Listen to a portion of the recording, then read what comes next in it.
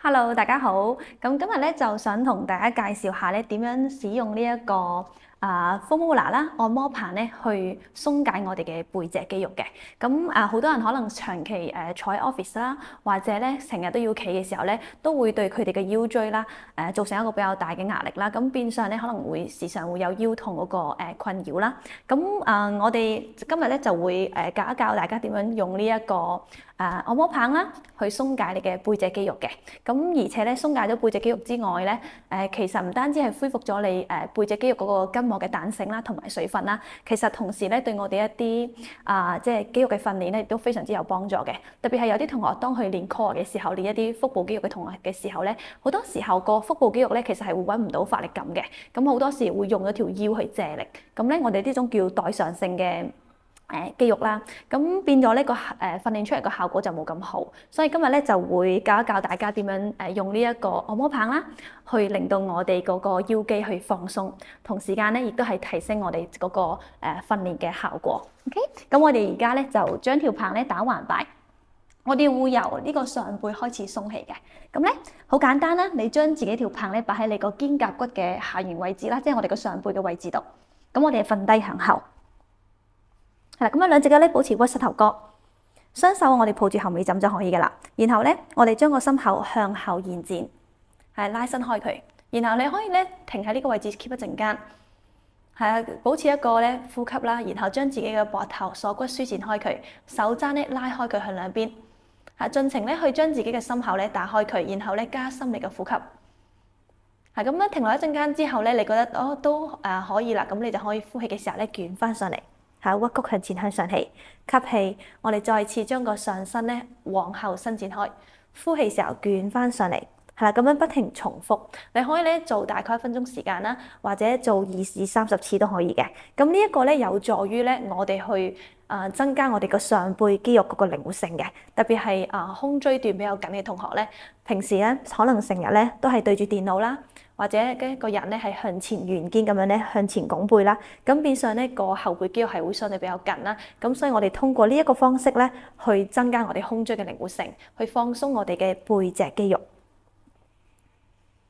係咁樣進行咗幾次之後咧，我哋就可以將隻腳板繼續踩實我哋嘅地下啦，然後咧將個盤骨升高少少，跟住咧貼住你個肩胛骨嘅位置啦，即係你嗰個上背嘅位咧上下碌動。咁樣記得呢個手踭可以指向天花板啦。咁樣嘅時候咧，你個肩胛骨向後喺後邊咧可以更加打開啦。咁咧變相咧可以更加令到條棒咧貼服住你自己你個背脊貼服住條棒啦。然之後上下去放鬆我哋個筋膜。係啦，我哋俾多幾個呼吸喺呢個位置上邊。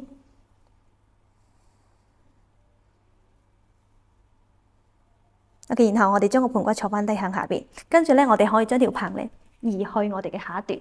係啦，我哋嘅中背位置，咁你可以因為我而家係示範俾你睇啦，咁你可以碌長少少嘅，係啦，平時自己屋企咧，我可以用即係幾分鐘時間啦，OK去放鬆翻個背脊肌肉，咁都係一個非常之好嘅方法咧，去令到我哋減少腰背痛啦。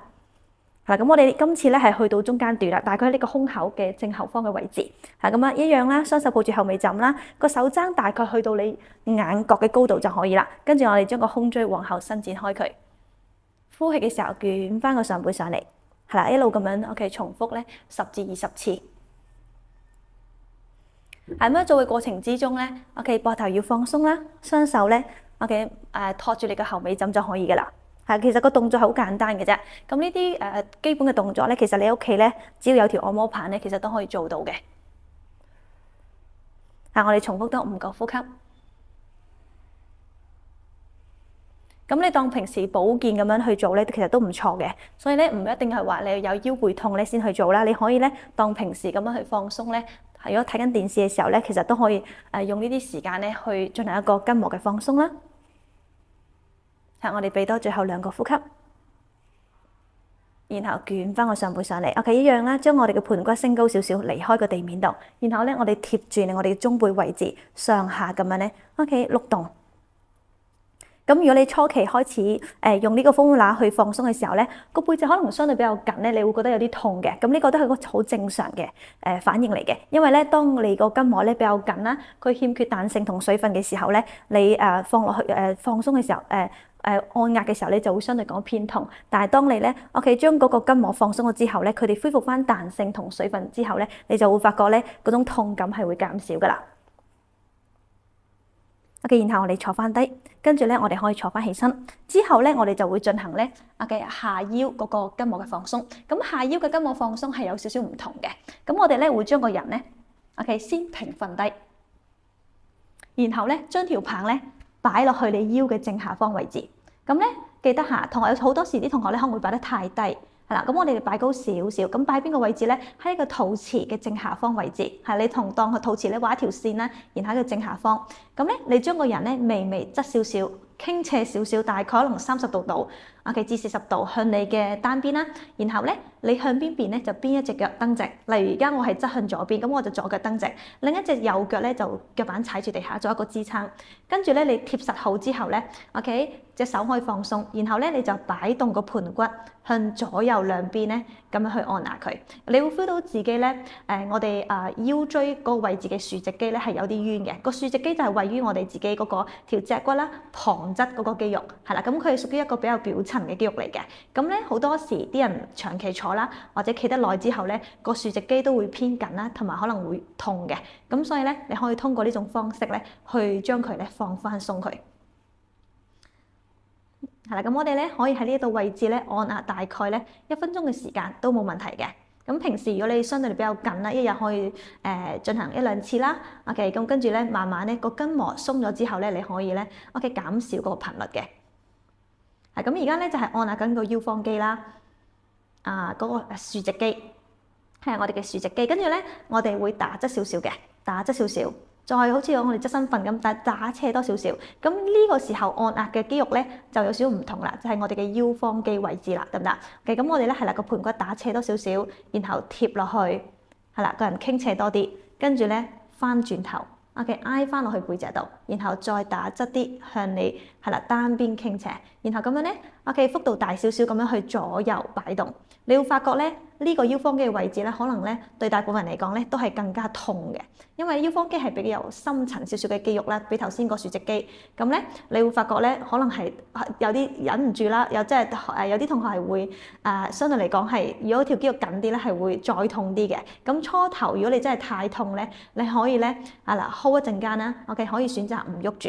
然後咧，淨係做一個呼吸，或者咧將個動作放慢啲，幅度細啲，慢慢等個肌肉適應咗之後咧，你再將個幅度加大。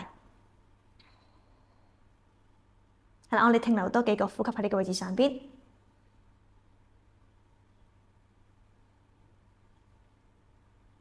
然後翻嚟中間。咁之後咧，你就可以進行埋另一邊㗎。如果進行另一邊咧，你就將條棒咧推過少少你嘅另一側。跟住咧，又係一樣啦，將個盤骨傾斜，打側少少，係啦。然之後咧，你唔需要斜太多下，大概30度度咁咧。因為我哋要等條棒咧貼到我哋自己個豎直肌，即係喺呢條脊骨嘅旁側嘅位置嗰個肌肉，係啦，都係相對喺背脊嘅肌肉嚟嘅。咁我哋咧要貼住佢啦，左右咁輕柔擺動咧，去按下佢嘅。咁你會見到我盤骨咧都係傾斜大概30至45度咁嘅角度啦。咁呢啲方法咧，其實掌握起上嚟係非常容易嘅，而且咧好輕鬆啦。你平時只有少少時間，可能5分鐘嘅時間，都已經係可以進行去好容易地去放鬆我哋個筋膜啦，特別係背脊嘅肌肉。係咁啊，跟住咧，咁同我咧我哋而家咧可以將條棒鬆開佢，然後坐翻起身。咁當然你可以繼續進行耐少少嘅按壓啦。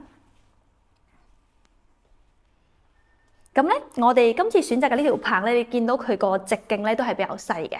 咁點解我哋要選擇一個直徑比較細嘅按摩棒咧？就係因為咧，其實喺我哋腰椎呢一段嗰個位置咧，其實佢咧，我哋個腰方肌咧，大概可能係我哋個手掌啦，嗰個闊度嘅啫，係啦，咁啊相對比較窄嘅，咁所以咧你選擇一條比較細嘅直徑嘅按摩棒嘅時候咧，佢就可以更加好咁去貼住嘅貼合到我哋腰椎嗰個位置啦。咁如果你用一個太粗嘅棒咧，可能佢就攝唔到入去啦，咁變相咧按壓起上嚟嘅效果咧，可能就會冇咁理想啦。OK，咁我哋今日嘅分享咧就去到呢度為止。OK，我哋下集再見，拜拜。